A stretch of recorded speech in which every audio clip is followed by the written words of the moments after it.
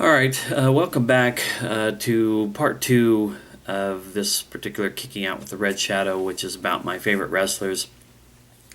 And I have to admit, I kind of cut that last episode off because I was afraid my phone was going to ring any minute.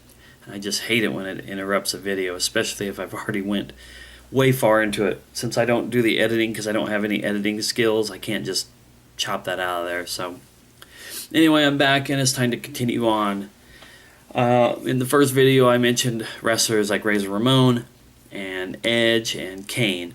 So that kind of puts us roughly, timeline-wise, in the early, very, very late 90s and the first of the 2000s. And that brings me to the next two wrestlers that I want to talk about, which would be Kurt Angle and Rob Van Dam. Now, both of those guys came from different channels to end up as professional wrestlers. RVD actually, I think took the typical and normal channels, learning how to do it, training, coming up through independence, and eventually getting onto like a big wrestling organization. For RVD, it was ECW, an integral part of ECW in the late 90s. Up there with guys like Sabu and Sandman and I can't believe I'm forgetting some of the names. Taz. I'm forgetting a few really big names, and I feel really lousy for that. But anyway, if you know anything about ECW, you could probably figure out the few people I'm forgetting all of a sudden here. But anyway, RVD was an integral part of that. He was a big part of the company, working for Paul Heyman, and he had his very own style, very gymnastic, I want to call it. I don't know. He was one of these guys who bounced and flew around the ring like nobody's business. What little I had seen of ECW when they were on the air, when they were a current company, functioning company, I always saw RVD stuff and was just blown away. But for me, my time with him becoming a favorite of mine was when he came to the WWE. At that point, I think it was the WWE. Well, it was part of the WWF there for a while when they were doing the invasion of WCW and ECW wrestlers, when WCW was gone and ECW was gone, and Vince had bought the rights to their names and their video libraries and all that. RVD came over in that, and it was just, I don't know, I just loved to see his style clashing with the styles of wrestlers that I had come to know over the years with them. And he had a good, nice, long run. He was an IC, an Intercontinental Champion. He was an ECW champion when they kind of revived that company, even though it was kind of bullshit because it was never going to be the original ECW ever again. But he was that, and then he also won the championship. I didn't want to resort to looking stuff up, but I feel like it's important because he deserved his time as the champion. Let's see. Here we go. World Wrestling Federation and World Wrestling Entertainment. He was the WWE Champion one time, ECW World Champion once, Intercontinental Champion 6 times, the Hardcore Champion 4 times, as well as the final holder of that belt. God, I miss those days. If I hadn't looked this up, I wouldn't have even thought about this.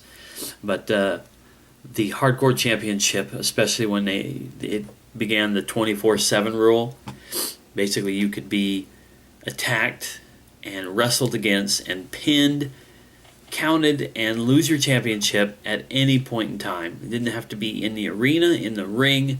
It could be at home. It could be while you were out on the road. It was hilarious. Yeah, it was probably overdone for a little while, but it was still fun. And when guys like RVD were the holder of that, you knew that it was going to be awesome matches. He was a European champion. He was also the final holder of that, and then it was kind of merged all together. He was a tag team champion once with Rey Mysterio, and twice. Once, well, let's see. Oh, I see. WWE tag team champion with Rey Mysterio one time. World tag team champion twice, once with Kane and once with Booker T. Money in the Bank winner 2006. He was the 16th Triple Crown champion and the 7th Grand Slam champion. He also wrestled in TNA. I kind of forget about that because that came after his first main bulk of time with the WWE. But he was the world heavyweight champion there once and X Division champion once. Anyway, that's all. I just wanted to make sure that he did win the WWE championship. That was at the One Night Stand pay-per-view, and he wrestled against John Cena, and that was in the oh geez, I'm probably not going to be able to find it here. Anyway, that was in like the arena that a lot of ECW programs were filmed in Philly. Very interesting little arena. Not even really like an arena so much. I don't even know what you would call it. But it was, I don't know, that was a raucous atmosphere. That was something else. Like, because everybody in that place was like, if Cena wins, if RVD doesn't take Cena out and become the champion, they were going to riot, they were going to go crazy. Whether they would have or not, I don't know, but it was definitely not in the cards for Cena to walk out of there as the champion. So anyway, I don't know. I just loved RVD during his time in the WWE. He may have had to tone his style down a little bit, but his style was still up here, while so many other people's style was down here. RVD just blew everybody away. I loved watching him. It had nothing to do with his personality. He was kind of a stoner type guy. Just in a lot of ways, he didn't really have a personality. He was just kind of like, dude, and then he'd go out there and kick ass in the ring. And that's one of the reasons why I just loved RVD. Now, on the flip side, you had Kurt Angle. Kurt Angle was a guy who was an Olympic wrestler.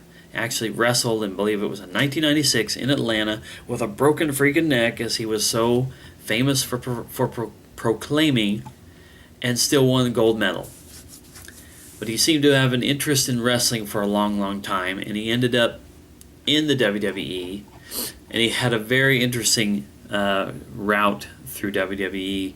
He started off, he was just kind of smarmy. He was sort of like, I'm Mr. America, dude.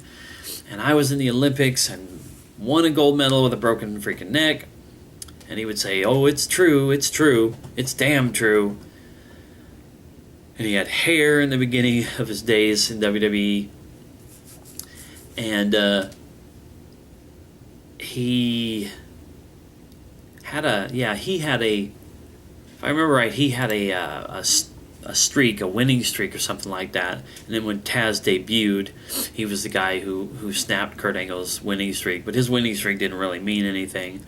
It was definitely wasn't as big and popular and over-popularized than, like, say, Goldberg's winning streak was. But Kurt Angle was just this guy that you wanted to hate. It was so hilarious how they took a guy who was, American gold medalist at the Olympics, and then he comes in and he presents himself as that, and they set him up to be booed and for people to not like him. Angle was a very good heel at the times when he was a heel. He was also fine as a face, but he was just better as that kind of cocky, arrogant guy who would remind you at all times the things that he had done, the championships he'd won, the gold medal he earned with a broken neck. And the thing that I liked about Angle the most was his wrestling, his athleticism. You match him up with an RVD, an Eddie Guerrero, a Shawn Michaels, any of these kind of guys. Throw him in the ring with people like Edge, Triple H, even John Cena, and he's usually going to have a hell of a match. But he's better when he's paired up against guys who could go like he could. Chris Benoit and him had amazing matches. As I mentioned, Guerrero, him and Chris Jericho, just phenomenal. Shawn Michaels, if I remember right, Shawn Michaels and him wrestled at WrestleMania. I could be wrong on that. I'm not going to look it up, but I just know that they had some good matches. It was just amazing. I just loved Kurt Angle. I was so disappointed when it came out that he was like involved in substance abuse of some sort, whether it was like HGH or painkillers or whatever it was. He started to have a bit of a substance abuse problem in the last of his time in the WWE. And from what I've read, I don't know any of this stuff, for sure. It's just for a guy like me as a fan, all I'm going to do is what I read on the internet, what I read in magazines. But it was stated that the WWE offered him, let's do rehab, let's get you off TV, let's get you cleaned up, let's get you healed up, and then come back after a while. He chose not to do that. He chose to leave the company and eventually ended up with TNA, where he still is to this day.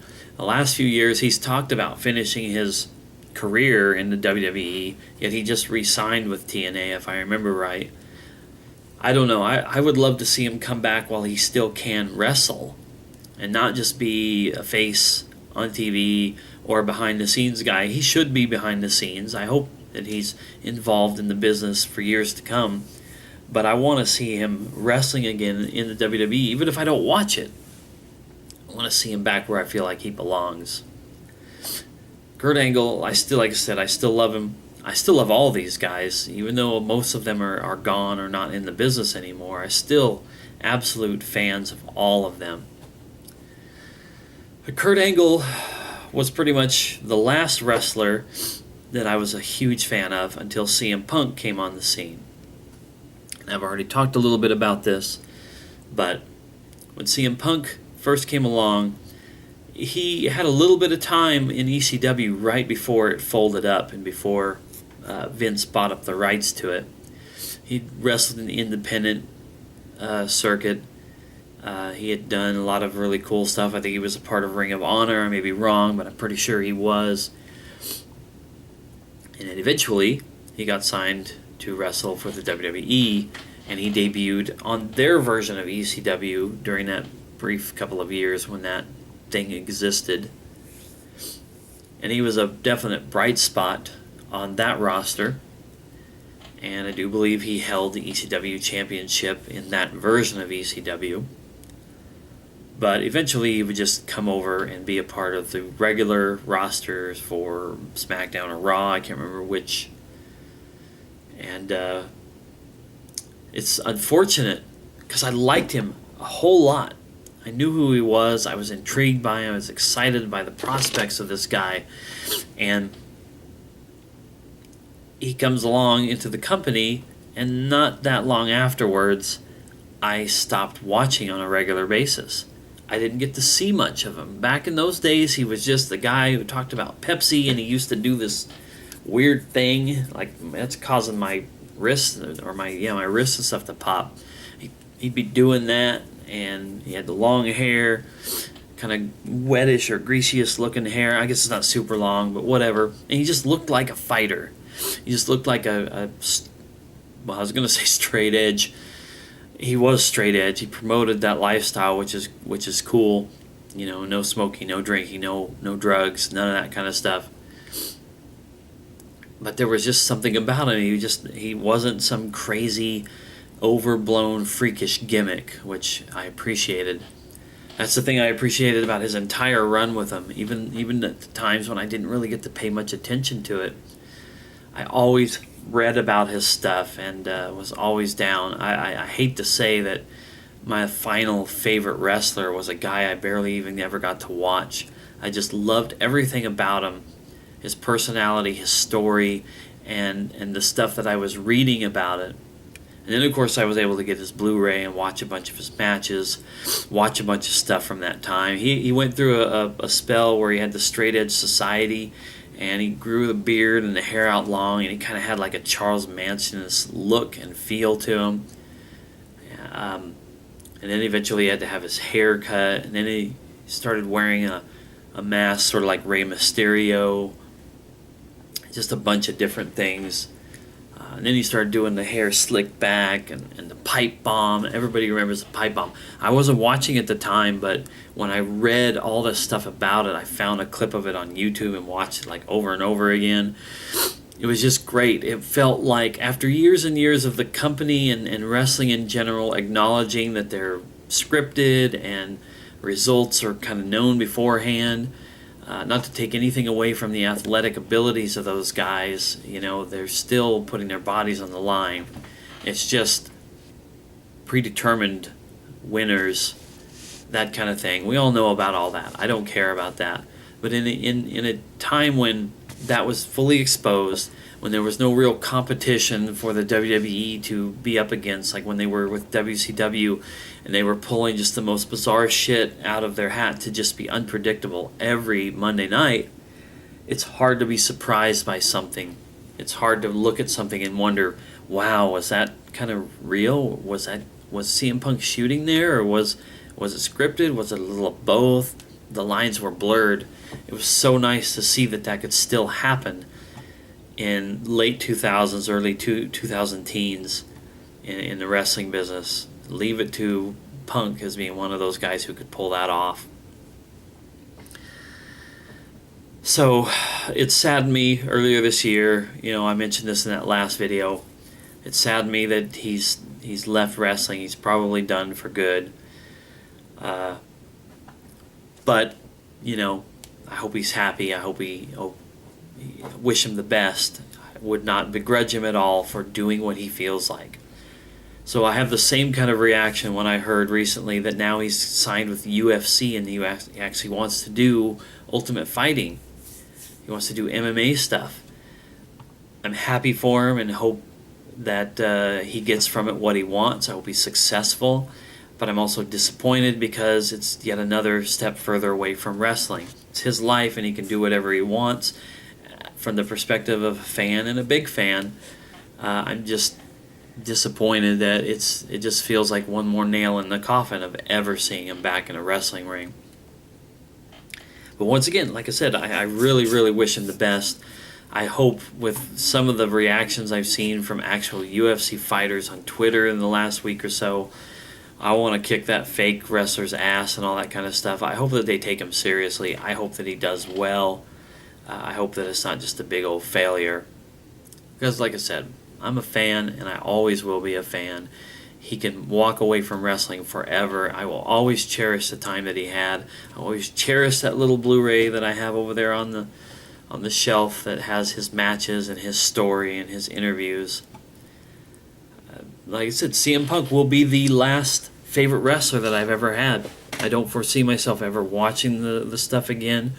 Everything I read about it is so, I don't know, boring. It's so, I don't know. I can't put it in words. Just suffice it to say, for me, it's done. I don't foresee the love for wrestling coming back to me enough that I would want to watch the programming every week. And I mean, I'll still buy the DVDs and Blu-rays that come out that capture all that stuff from the last 20 or 30 years for me. But I'm just not down with the current product anymore. And it's sad, but it's the way that it is. Well, that kind of wraps this all up. I hope you enjoyed. If anybody watches this all the way through to the end, thank you very much. I appreciate it. Comments below about your favorite wrestlers, comments about my favorite wrestlers, whatever. Whatever you'd like, I just appreciate it. And I'll see you next time.